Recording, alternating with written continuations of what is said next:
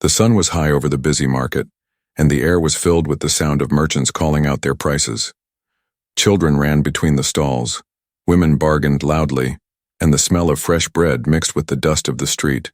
People were pushing and shouting, trying to get the best deal before the day ended. In the middle of this noise, a sudden cry broke through. "Thief! Stop her! She stole the bread!" A heavy man with a red face pointed toward a small figure moving. Quickly through the crowd, the people turned their heads and whispers spread like fire. The figure was a young alien girl, her skin pale blue with faint glowing lines across her arms. Her clothes were torn, her feet bare, and her hands clutched a small loaf of bread against her chest. She looked no older than 16. Her eyes were wide, full of fear, as she tried to slip away. But the crowd closed in fast. "Catch her! Don't let her run!" shouted another voice. Soon men and women surrounded her, blocking her path. The girl pressed herself against a wall, breathing hard. Her body shook as angry faces leaned closer. "She's one of them," someone said with disgust. "Always stealing, always lying. Look at her, dirty and shameless. She doesn't belong here." Another woman spat on the ground near her feet. The crowd grew louder, voices rising with anger. "Throw her out, take her to the guards, teach her a lesson." The alien girl hugged the bread tighter, but her lips stayed closed. She did not argue. She did not plead. She only stared at the ground with tears forming in her glowing eyes. Among the crowd stood a man named Aaron. He was not rich, not powerful, just a worker from the storage docks. He had been on his way home when the shouting caught his attention. At first he thought it was just another fight, but when he saw the girl cornered against the wall, something inside him made him stop. He watched her carefully. Her hands were thin, her arms shaking as if she had no strength. Her face did not show the boldness of a thief, but the exhaustion of someone who had been hungry for too long. Aaron frowned. "Wait," he said in a steady voice, but the crowd ignored him. "Wait, let her speak." The red-faced merchant who claimed to be the owner of the bread stepped forward. "She doesn't need to speak. I saw her take it with my own eyes. She stole from my stall. This alien trash has no right to be here." His words burned with hate, and the crowd cheered. Aaron felt anger rise in his chest. He knew the market was always cruel to outsiders, especially to aliens who had been pushed into the poorest corners of the city. But the way the girl stood there, silent and shaking, made him question everything. "How do you know she stole it?" Aaron asked. His voice was calm but strong enough to be heard over the noise. The merchant blinked at him, surprised. "Are you blind, man? She has the bread in her hands." "Bread in her hands does not mean she stole it," Aaron said. "Did anyone else see her? Or are we just going to trust one man's word and punish her?" The people muttered, shifting uncomfortably. Some nodded in agreement with the merchant, but others were not so sure. The girl finally raised her head, her eyes meeting Aaron's for just a moment. In that look he saw fear, but also something deeper: shame, loneliness, and a silent cry for help. "She is a thief," the merchant shouted again. "If you defend her, then you are as bad as her." Aaron took a step closer, ignoring the insults.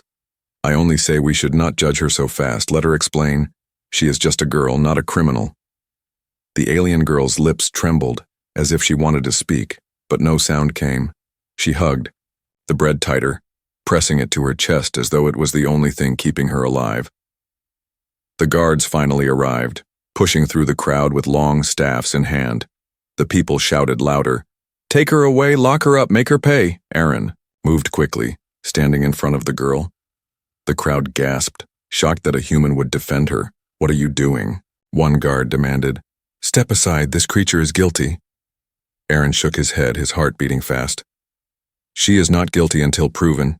You cannot take her without hearing her side." The alien girl looked up at him again, her eyes wide. With disbelief, nobody had ever stood for her before. Nobody had spoken a word in her defense. The marketplace grew tense, the air heavy with silence. People waited to see what would happen next. The alien girl's fate balanced on the edge of this moment, and Aaron knew, whatever came, his life would never be the same again. The crowd in the market grew restless. Their voices rose like waves, crashing against Aaron as he stood in front of the alien girl. Some people laughed at him, others shouted angrily, and a few looked away, not wanting to be part of the storm. "Move aside, human," one man sneered. "Why defend a thief, especially an alien thief?" "She doesn't deserve your pity," a woman cried, shaking her fist. "She should be punished. That's the only way these creatures learn." Aaron's jaw tightened. He looked at their faces, but none of them saw what he saw. They only saw an alien, not a starving girl clinging to a piece of bread like it was her last chance at life. "I said wait," Aaron repeated. His voice was louder this time, steady enough to cut through the noise. "You don't know her story. You don't know why she took it. Let her speak. Give her a chance." The guards frowned, unsure what to do. They were used to dragging outcasts away, not dealing with humans who stood in their path. The merchant, red-faced with anger, pushed forward again. "You talk too much," he spat. "Do you not see? She's guilty. I want my justice. I want her locked away. Maybe then the rest of her kind will stay in their holes." The alien girl pressed herself tighter against the wall. Her eyes darted from face to face. Her lips trembled, but no words came. Every insult stabbed her deeper. She had heard them before. She had lived with them all her life. But never had someone stood between her and the crowd. Aaron turned to her, lowering his voice just enough so she could hear. "You don't have to be afraid. Tell them the truth. I will stand here." Her throat worked as if she wanted to speak, but the fear was too heavy. Her voice was trapped inside her chest. She only shook her head slowly. The silence made the crowd angrier. "See, she won't even deny it. She knows she is guilty," someone shouted. Aaron raised his hand sharply.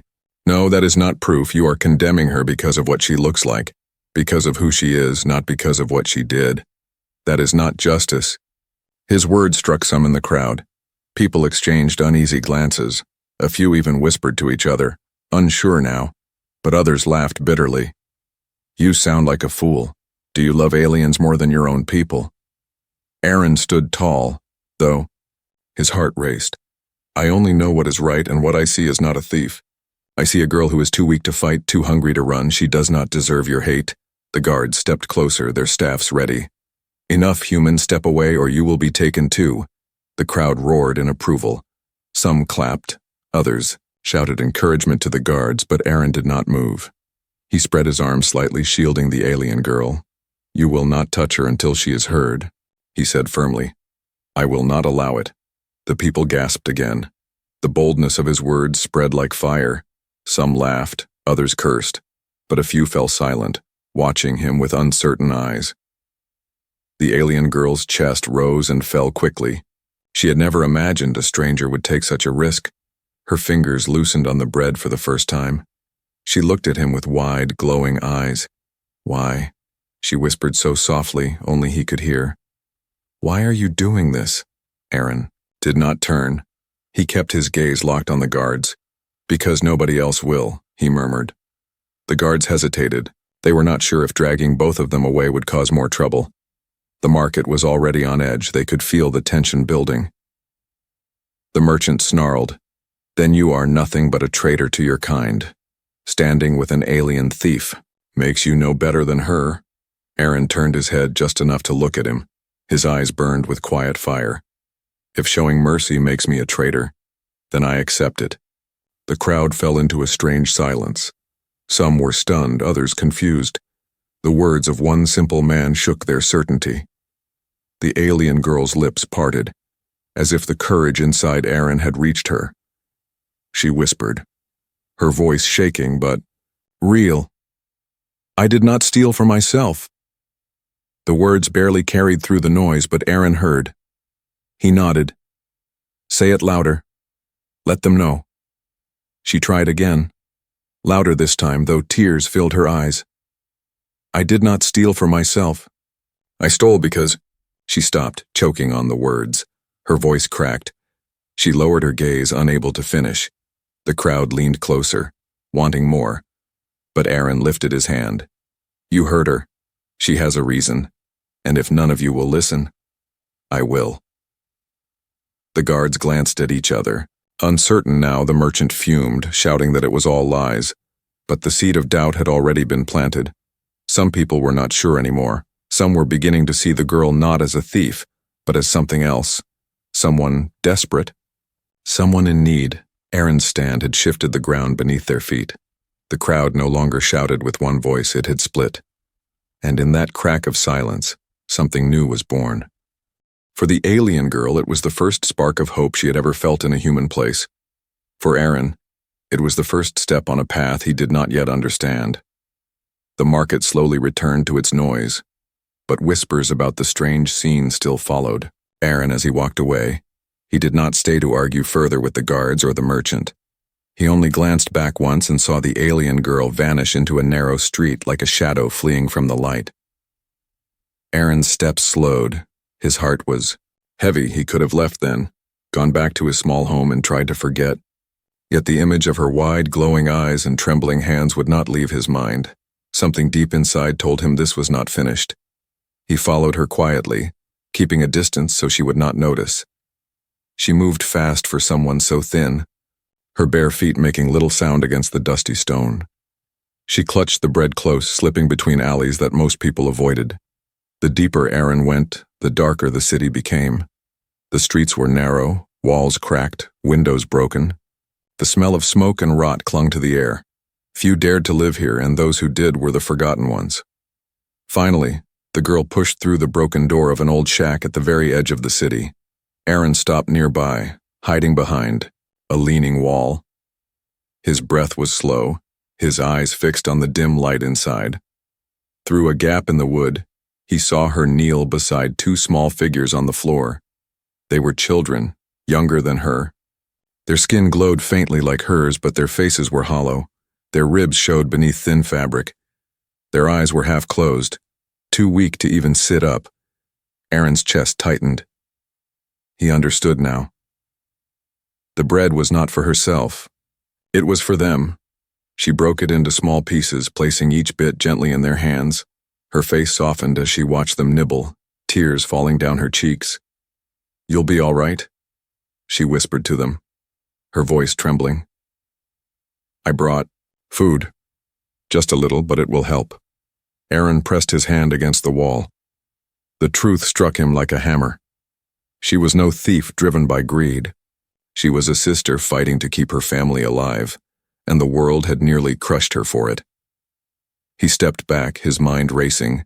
He wanted to leave her in peace, but something told him he could not walk away. He remembered the crowd's anger, the merchant's hate, and the way she had been too afraid to speak. If the guards found her again, there would be no mercy. Slowly, Aaron knocked on the wooden frame. The sound was gentle, but it made the girl spin around in fear. Her glowing eyes widened when she saw him in the doorway. "You?" she whispered, her voice sharp with panic. "Why did you follow me? Leave. Please leave." Aaron raised his hand slowly, showing he carried no weapon. "I am not here to hurt you," he said softly. "I only wanted to understand. I saw what you did. I saw your family." Her body shook. She shielded the children behind her like a cornered animal ready to fight. "You should not be here. If people see you with me, they will call you a traitor." "I don't care what they call me," Aaron said firmly. "But I care that you are starving. Tell me, how long have you lived like this?" She looked at him, torn between fear and disbelief.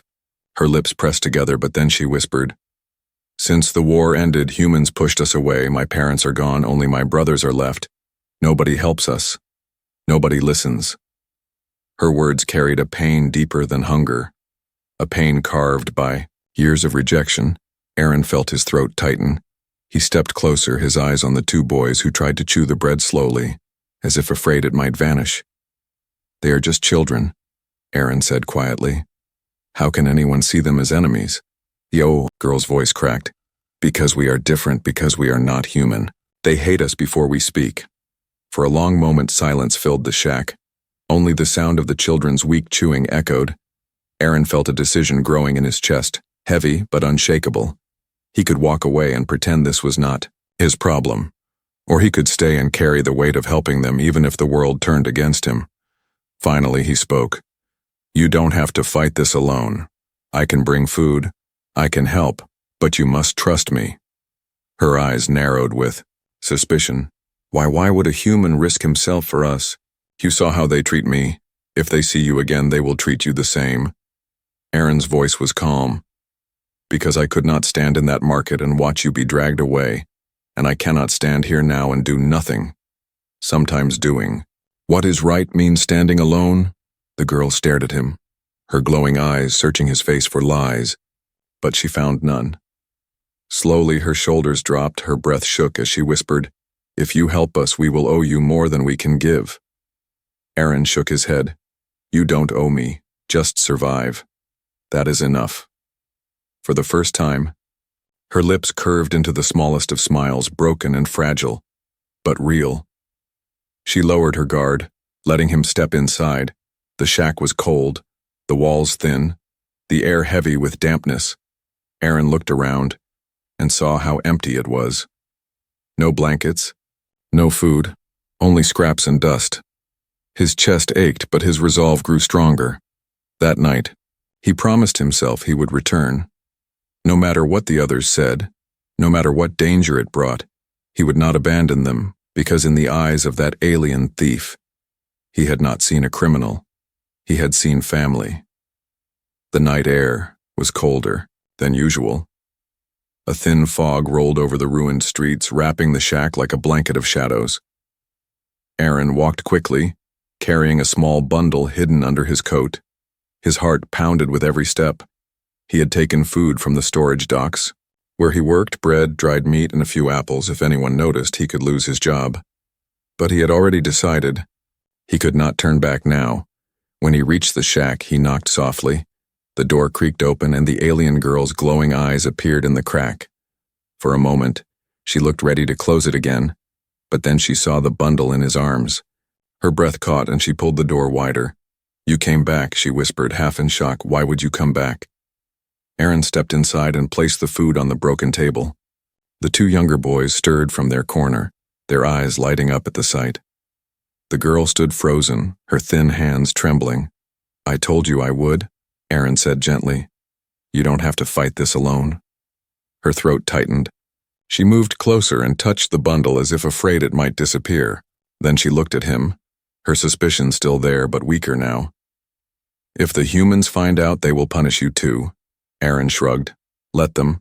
I'd rather face their anger than leave you to starve." The younger boys reached for the food, and Aaron smiled, watching them eat hungrily but carefully, as if they were not used to having so much at once. He could see the relief in their small, glowing eyes. The girl lowered herself onto a broken chair. Her shoulders sagged. "I don't understand you," she whispered. "Humans don't help us. They spit on us.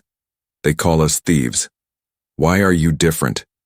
Aaron leaned against the wall, folding his arms. His voice was steady but soft.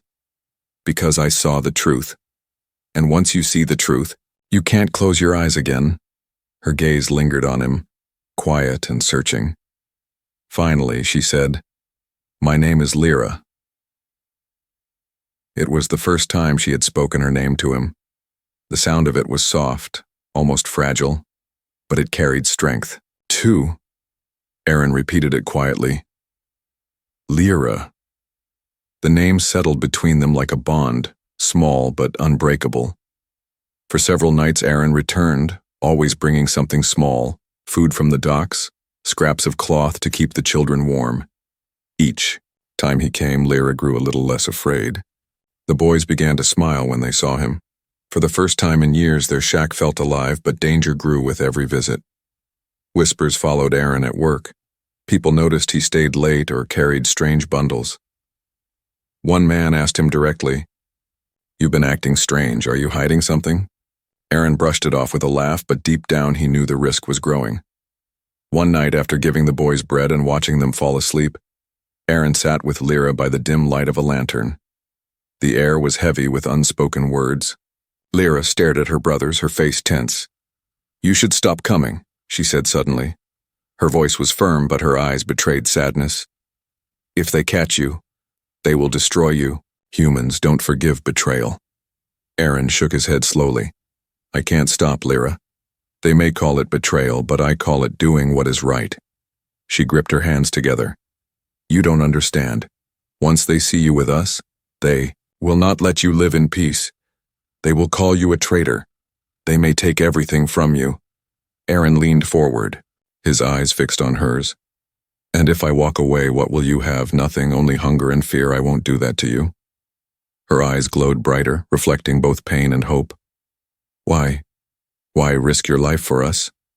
He hesitated, then answered, Because no one else will, and because I cannot watch you suffer, not when I can help. The silence stretched, broken only by the sound of the boys breathing in their sleep. Lyra's lips trembled. She wanted to argue, but the weight of his words pressed against her heart. She realized she had never been defended like this, never been cared for by any human. Finally, she whispered, Then promise me, if you choose this path, you will not turn back. No matter what comes, no matter how they treat you. Aaron nodded. I promise. The lantern flickered, throwing shadows across the room. In that moment, the bond between them grew stronger. It was no longer only about food or survival. It was about trust, fragile but real. Outside, voices drifted faintly through the night, drunks passing by, merchants closing stalls. But to Aaron, they sounded like warnings. He knew it was only a matter of time before someone discovered his secret. As he rose to leave, Lyra stood as well.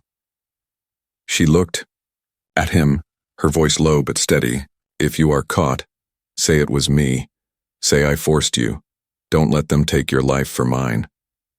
Aaron paused at the door, his back straightened, his voice firm. I will never say that, Lyra. Not now. Not ever. When he stepped into the foggy night, he felt the weight of his choice settle over him. He knew he had crossed a line he could never return from, but he also knew something else. Whatever dangers lay ahead, he would face them. Because the girl who had once been called a thief was no longer just a stranger. She had become his responsibility, his dangerous promise, and maybe even something more. The city's whispers grew louder. It started with small looks, neighbors glancing at Aaron as he walked home. Then came the murmurs at the docks, men lowering their voices when he passed. Their eyes followed him, sharp and suspicious. Aaron pretended not to notice, but deep down he knew. His secret was not safe anymore. Someone had seen him walking toward the ruined streets.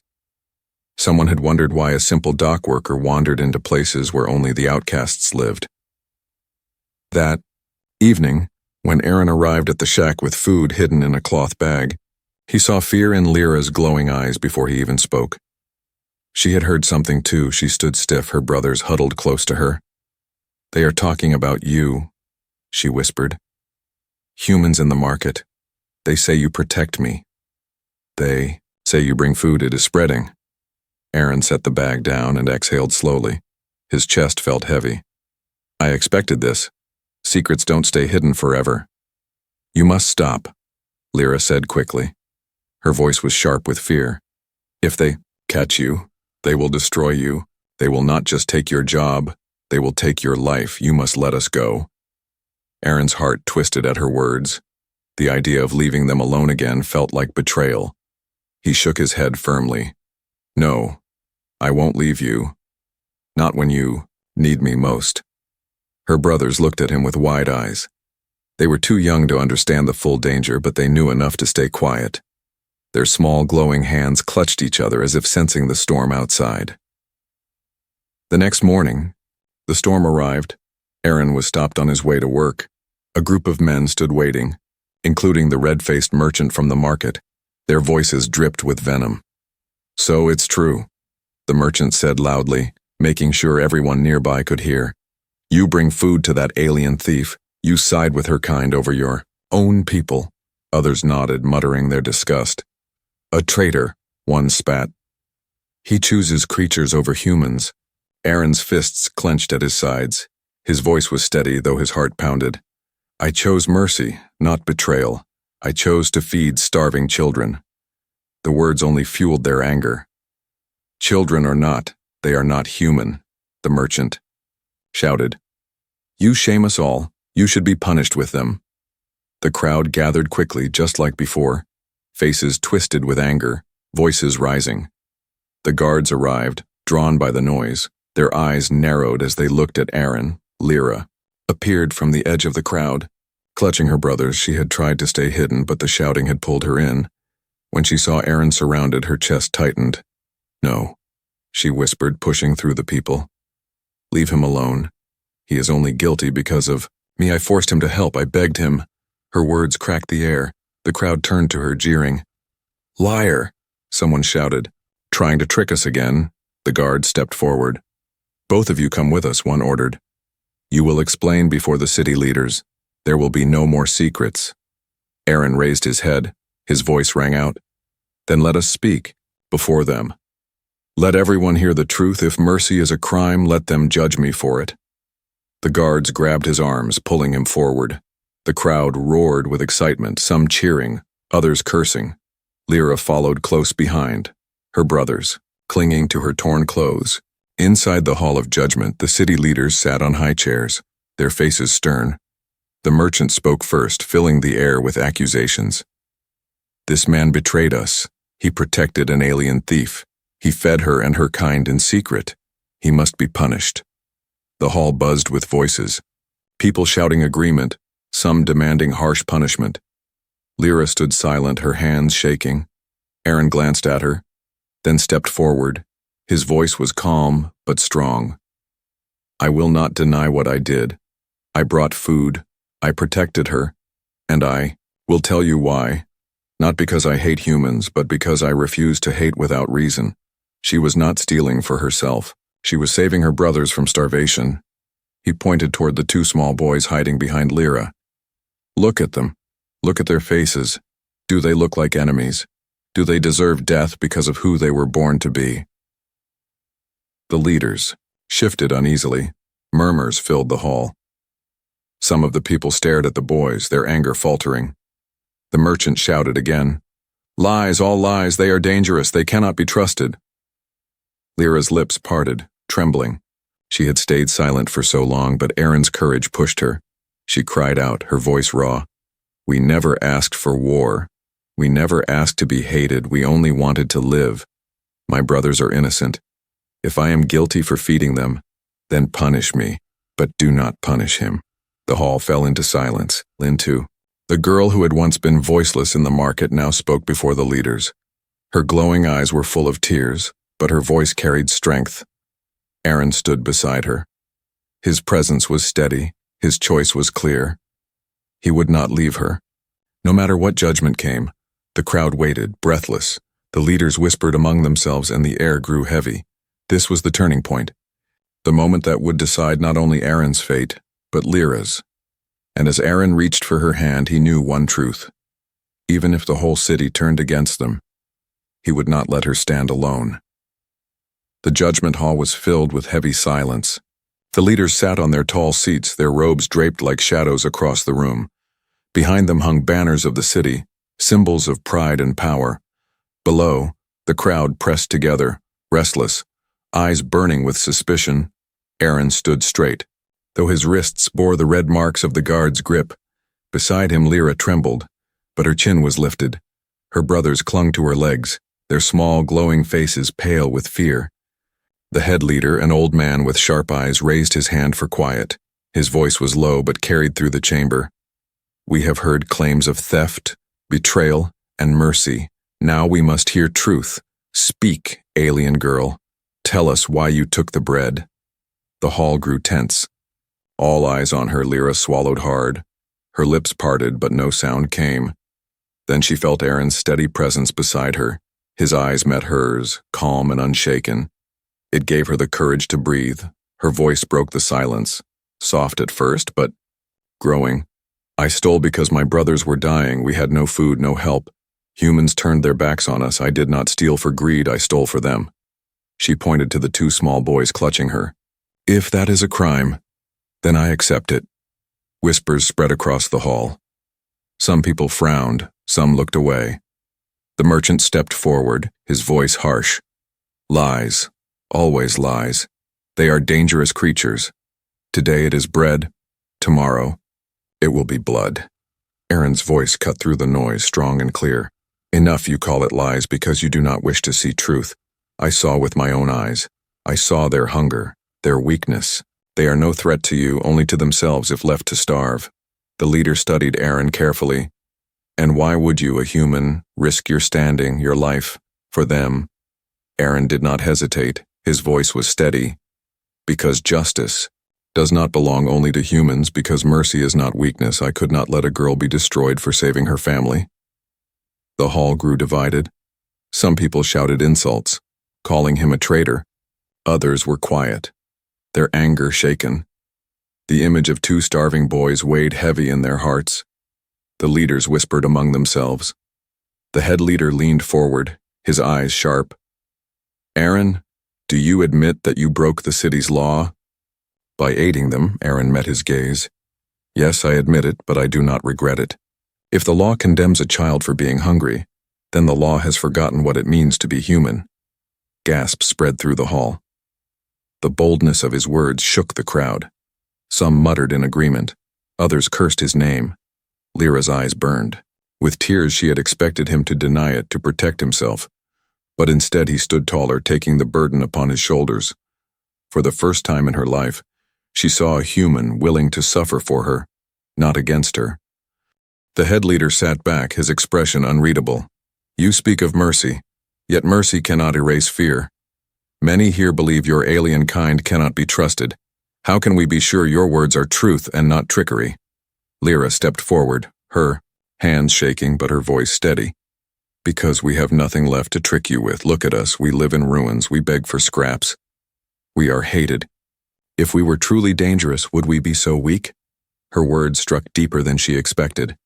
The hall grew heavy again. The guards looked uncertain. Even the leaders shifted in their seats. The merchant tried again, desperate. She is lying. Do not let them fool you. They will take more, they always do. Aaron stepped forward, his voice calm but iron strong. Then let me carry the blame. Punish me if you must. But do not punish her or her brothers. They only wanted to live. Hall erupted. People shouted, some in anger, some in doubt. The leaders raised their hands to restore order. The tension cracked through the air like lightning. The head leader spoke again, his voice heavy. The law demands order, but order without compassion becomes cruelty. The choice before us is not only about theft, but about who we are as a people. He looked across the hall, his eyes narrowing. Shall we be ruled by fear or by fairness? The crowd was silent, torn between voices of hate and hearts stirred by mercy. The head leader finally stood, his words sharp. We cannot decide in haste. The girl and her brothers shall be held under guard. The man shall be watched until we find the truth of their hearts. Their fate will remain in balance. Gasps spread again. Guards pulled Lyra and the children gently aside. Aaron tried to step with them but was stopped. Lyra turned, her glowing eyes wide with fear. No, she cried. Do not take us away. We will not survive without him. Aaron struggled against the guards, his voice boomed. You will not break us apart. If she stands trial, I will stand with her. You cannot silence me. The hall shook with the echo of his words. The leaders watched, the crowd whispered, and in that moment it became clear. The trial was not only about Lyra, it was about trust. Trust between human and alien. Trust that could either heal or destroy. And as Aaron met Lyra's eyes across the hall, he silently vowed, no matter what chains they placed on him, no matter what judgment awaited, he would never abandon her. The cell was cold, the stone walls damp with years of silence. Aaron sat on one side, his wrists bound with rough rope. Across from him, Lyra sat with her brothers, the youngest asleep in her arms. The faint glow of their skin lit the dark corner, soft and fragile. For hours, no words were spoken, only the quiet sound of breathing filled the room. But in their silence, something stronger than words grew. It was the unspoken promise that none of them would face this alone. Finally, Aaron broke the silence, his voice low but steady. They will decide tomorrow. They may try to banish you or worse. Lyra looked down at her brothers, her arms tightening around them. If they do, then let them take me. she whispered. But you must not let them destroy you too. You are human. You can walk away. Aaron leaned forward, his eyes sharp in the dim light. Walk away after everything. After standing in front of that crowd. After seeing your brothers' faces, I cannot, Lyra. I will not. Her eyes shimmered with tears. You don't understand. If you stay with us, they will hate you forever. You will never belong again. Aaron shook his head. Then I will make my place with you. I'd rather stand hated with truth than be loved with lies. The words struck her heart. She turned her face away, hiding her tears. Her voice trembled. You are the first human who ever believed me. Morning came with heavy footsteps. The guards opened the cell and led them back to the hall of judgment. The crowd was larger than before, spilling into the streets outside. Some shouted for mercy. Others demanded punishment. The city was divided. The head leader stood again, his voice echoing. We have weighed words and hearts. The law says theft is crime, yet mercy demands understanding. Today we decide what will rule our city, fear or compassion. He turned his gaze to Aaron. Human, do you still stand with her, even knowing the cost? Aaron lifted his head high. His voice was strong and unwavering. Yes, I stand with her. I will stand until my last breath. If you call that betrayal, then so be it. The hall trembled with reaction. Half the crowd jeered, half fell silent in awe. The leaders whispered, but the head leader raised his hand for calm. Then he turned to Lyra. And you, alien girl, will you remain with him? Or will you walk away to save him from your shadow? Lyra's heart pounded. She looked at Aaron, his eyes steady, his presence unshaken. She felt her brother's hands clutching hers. She thought of the market, of the shame, of the nights of hunger, and then of the man who stood for her when no one else dared. Her voice broke but carried clear. I will not leave him. He is the only one who saw me as more than a thief. I will not leave his side, no matter what you decide. The hall fell, silent. The strength in her trembling words touched even those who had shouted against her. The head leader's gaze swept over the people, his voice heavy. Then the truth is clear. Mercy is not betrayal and trust is not weakness. This human has defended her with his honor, and she has chosen to remain with him. We cannot erase what was done, but we can choose what comes next. He paused, his eyes narrowing. They are free but watched. Their bond is their burden. If they fail, it will be on their heads, but if they endure, then perhaps we will learn from them. The guards stepped back, cutting their ropes. Aaron's chest rose with relief. He glanced at Lyra, who stood frozen, disbelief in her glowing eyes. Then slowly she stepped closer. The crowd was split. Some still cursed, calling Aaron a fool, a traitor. Others whispered softly, stirred by the courage they had seen. The city had not changed in a day, but the Yao. First crack had been made. Outside the hall, Aaron and Lyra walked together into the sunlight. Her brothers clung close, still too weak to stand tall, but alive. Lyra's steps were uncertain, yet she refused to move away from him. Aaron glanced at her, a small smile tugging at his lips. You don't have to stay by my side, he said gently. You are free now. Lyra turned to him, her glowing eyes firm. No, I choose to stay. I would rather face the world's hate with you than face it alone. You gave me hope when no one else did. I will not leave you. The words struck deep. Aaron's chest tightened. He placed a hand lightly on her shoulder. Then we face it together. The city still whispered against them, shadows of doubt lingering. But as they walked through the streets, Aaron felt something stronger than fear. It was the bond they had built in the darkest of places. Nobody had trusted her. Nobody had believed her. Until he had, and now she would not let go. In that moment, the path ahead was uncertain, but the bond between them was unbreakable, forged not by law, but by trust, loyalty, and the simple act of choosing each other against the world.